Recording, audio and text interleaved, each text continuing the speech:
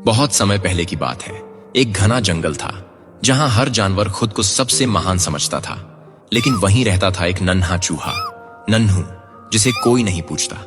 नन्हू चुपचाप, शांत और बहुत ही समझदार था, लेकिन उसे कभी किसी ने गंभीरता से नहीं लिया।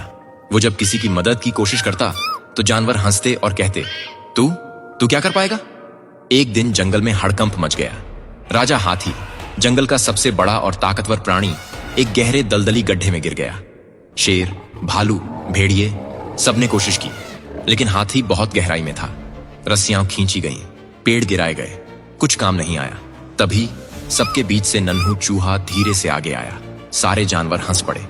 तू भी आया है हाथी को बचाने, चल जा यहां से। लेकिन नन्हू ने कुछ नहीं कहा। उसने गड्ढे की दीवार को ध्यान से देखा। वहां एक तरफ की मिट्टी थोड़ी नम और गीली थी।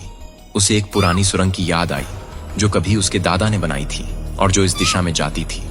नन्हू चुपचाप वापस मुड़ा और भागा अपने पुराने बिल की ओर। वहां से वो सैकड़ों मीटर लंबी एक संकरी सुरंग में घुस गया। अंधेरा, डर, कीड़े, लेकिन नन्हू रुका नहीं। वो जानता था कि सुरंग एक झील से सटी है और अगर वो झील की दीवार में एक छेद कर दे तो पानी उस गड्ढे में बह सकता है। नन्हू ने अपने पैने दांतों से दीवार की मिट्टी कुतरनी शुरू की। धीरे धीरे कण कण मिट्टी हटी और आखिरकार एक पतली सी धारा बहने लगी। थोड़ी ही देर में झील का पानी गड्ढे की तरफ बह गया। पानी ने गड्ढे की एक तरफ की मिट्टी गीली कर दी और कुछ ही देर में वहां ढलान बन गई।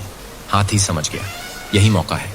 वो धीरे धीरे अपने भारी शरीर को उस गीली ढलान पर चढ़ाता गया और आखिरकार बाहर निकल आया। सारे जानवर हैरान थे। शेर बोला, ये कैसे हुआ? हमने तो सब कोशिश कर ली थी। तभी मिट्टी में से एक छोटी सी पूंछ हिली और बाहर निकला नन्हू चूहा, कीचड़ से सना लेकिन मुस्कुराता हुआ। हाथी ने अपनी सूंड से नन्हू को उठाया और सबके सामने कहा, ताकत से नहीं, समझ से रास्ता निकलता है और जिसे तुम छोटा समझते हो वही सबसे बड़ा काम कर जाता है।